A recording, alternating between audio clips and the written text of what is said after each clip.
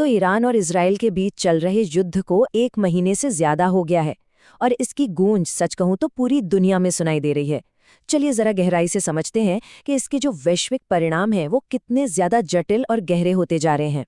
सोचिए, आज इस जंग का 33वां दिन है, 33 दिन, और ये संघर्ष थमने का नाम ही नहीं ले रहा, बल्कि ये तो और बढ़ता ही जा रहा है।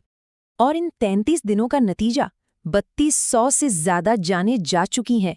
ये आंकड़ा हमें याद दिलाता है कि इस संकट की मानवीय कीमत कितनी भयानक है। तो इस पूरे संघर्ष के दूरगामी असर को समझने के लिए हम 5 खास पहलुओं पर गौर करेंगे। सबसे पहले आर्थिक झटके, फिर अमेरिका का जो बदलता हुआ रुख है वो देखेंगे।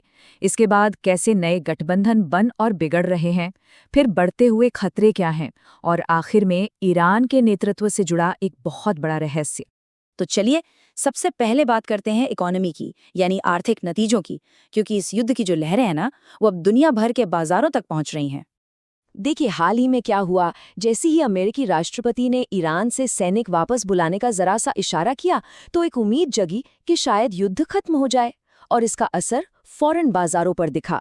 भारत का सेंसेक्स 1187 पॉइंट ऊपर चला गया। लोगों ने सोचा कि चलो अब सोना सबसे सेफ है, तो सोने की कीमतें भी आसमान छूने लगी। लेकिन एक और चीज हुई, कच्चे तेल की कीमतें $120 प्रति बैरल तक पहुंच गईं, और ये पूरी दुनिया की अर्थव्यवस्था के लिए एक बहुत बड़ी चिंता की बात है। अब जरा संयुक्त राष्ट्र की एक नई रिपोर्ट पर नजर डालते हैं, और ये रिपोर्ट जो तस्वीर दिखा रही है वो वाकई बहुत गंभीर है। रिपोर्ट कहती है कि इस जंग की वजह से मिडल ईस्ट के देशों की जीडीपी 6% तक गिर सकती है, और वो जो हुर्मुज़ जलडमरू मध्य है, दुनिया का सबसे जरूरी तेल का रास्ता, वहां से जहाजों की आवाजाही 70% तक कम हो गई है, और इसका सीधा असर लोगों पर पड़ रहा है। करीब 36 लाख नौकरियां खतरे में हैं। तो ये साफ है कि ये सिर्फ एक लोकल लड़ाई नहीं है, बल्कि एक ग्लोबल आर्थिक संकट की शुरुआत हो सकती है। अच्छा, अब आते हैं अमेरिका पर। संयुक्त राज्य अमेरिका, जिसकी बदलती नीतियां इस पूरे संकट को और भी ज्यादा उलझा रही हैं। अब अमेरिकी राष्ट्रपति डोनाल्ड ट्रंप का ये बयान देखिए। उन्होंने ये कहकर सबको हैरान कर दिया कि वो नेटो से बाहर निकलने के बारे में सोच रहे हैं। उन्होंने कहा कि नेटो देश कागजी शेर हैं। अब आप सोचिए, इस तरह का बयान पूरी दुनिया के मंच पर कितनी ज्यादा अस्थिरता पैदा कर देता है। और फिर अमेरिका ने एक और बड़ा दांव खेला है। उन्होंने अपनी नीति में एक बहुत बड़ा बदलाव किया है। साफ साफ कह दिया है कि वो हॉर्मुज़ जलडमरू मध्य को खोलने में किसी भी देश की कोई मदद नहीं करेंगे। और तो और उन्होंने बाकी देशों को एक तरह से एक ऑफर दे दिया है कि भाई, या तो खुद हिम्मत करके अपना तेल निकाल लो या फिर हमसे खरीदो। ये अमेरिका की एक एकदम नई और कह सकते हैं काफी आक्रामक रणनीति है। और इसी रणनीति का अगला कदम खर्ग द्वीप हो सकता है। अब ये द्वीप ईरान के लिए इतना जरूरी क्यों है? क्योंकि ईरान का लगभग 90% तेल यहीं से एक्सपोर्ट होता है। तो अगर इस पर कब्जा कर लिया जाए तो इसका मतलब होगा ईरान की पूरी अर्थव्यवस्था पर सीधा कंट्रोल। लेकिन यहाँ एक पेंच है। मिलिट्री एक्सपर्ट्स ने चेतावनी दी है कि अमेरिकी सेना के लिए इस द्वीप में घुसना तो शायद आसान हो, पर वहां टिके रहना ईरान के इतने करीब लगभग नामुमकिन और बहुत ही ज्यादा खतरनाक होगा। तो अमेरिका का ये जो दाव है, ये दुनिया को एक नए और खतरनाक मोड़ पर ले आया है। चलिए अब आगे बढ़ते हैं और देखते हैं कि ये संघर्ष कैसे पुराने दोस्तों को दुश्मन और दुश्मनों को दोस्त बना रहा है। मतलब कैसे पुराने गठबंधन टूट रहे हैं और नए समीकरण बन रहे हैं। यहाँ एक बहुत ही दिलचस्प और कह सकते हैं अजीब सी चीज हो रही है। एक तरफ है यूएई, संयुक्त अरब अमीरात, जो खुद ईरान के हमलों का शिकार हुआ है। वो अब अमेरिका के साथ मिलकर हॉर्मुज़ का रास्ता खोलने की तैयारी कर रहा है। और वहीं दूसरी तरफ अमेरिका का सबसे पुराने साथियों में से एक ब्रिटेन, उसने इस पूरे मामले से खुद को अलग कर लिया है। सोचिए कितना बड़ा बदलाव है ये। और ब्रिटेन के प्रधानमंत्री कियर स्टारमर ने तो साफ साफ कह दिया, ये आपकी लड़ाई है, आपने इसे शुरू किया, इसमें हमारी कोई भूमिका नहीं है। ये बयान अमेरिका और इजराइल के लिए एक बहुत ही सीधा और कड़ा मैसेज है। ये दिखाता है कि अंतर्राष्ट्रीय सहयोग में कितनी गहरी दरार आ चुकी है। पुराने दोस्त अलग हो रहे हैं और नए रिश्ते बन रहे हैं, जो इस पूरे संघर्ष को और भी ज्यादा अनप्रेडिक्टेबल बना रहा है। अब बात करते हैं कि कैसे ये जंग सिर्फ जमीन, हवा और पानी तक सीमित नहीं है।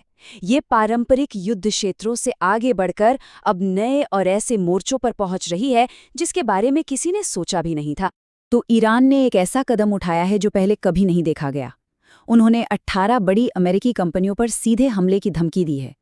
ये एक तरह से युद्ध को सीधे सीधे इकोनॉमिक फ्रंट पर ले जाना है। और जरा इन कंपनियों के नाम देखिए, ये कोई छोटी मोटी कंपनियां नहीं है। लिस्ट में एप्पल, गूगल, टेस्ला, माइक्रोसॉफ्ट, मतलब दुनिया के सबसे बड़े टेक जायंट्स शामिल हैं।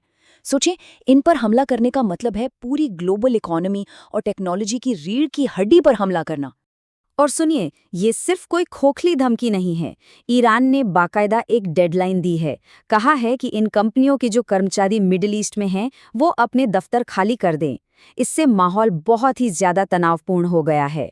लेकिन बात सिर्फ इन कॉरपोरेट धमकियों तक ही नहीं रुकी है। अभी हाल ही में बहरीन पर मिसाइल और ड्रोन से हमले हुए। यमन ने भी इजराइल पर रॉकेट दागे हैं।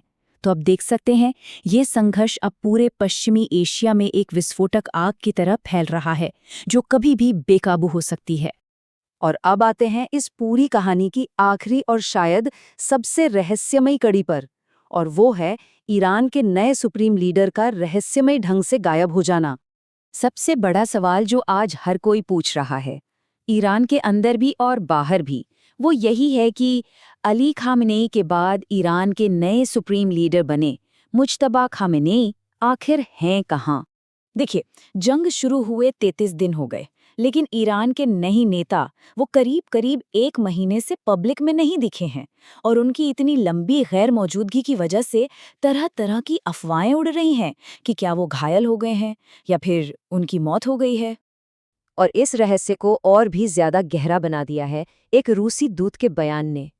उन्होंने दावा तो किया है कि मुज्तबा खामेनी सुरक्षित हैं और ईरान में ही हैं, लेकिन इस दावे के बावजूद वो अब तक दुनिया के सामने नहीं आए हैं, जिससे मामला और भी ज्यादा उलझ गया है। तो सवाल यही उठता है, एक तरफ एक लीडर गायब है और दूसरी तरफ जंग के नए नए मोर्चे खुलते जा रहे हैं। तो क्या ये संघर्ष अब उस पॉइंट पर पहुंच गया है जहां से ये पूरी तरह से कंट्रोल के बाहर हो सकता है?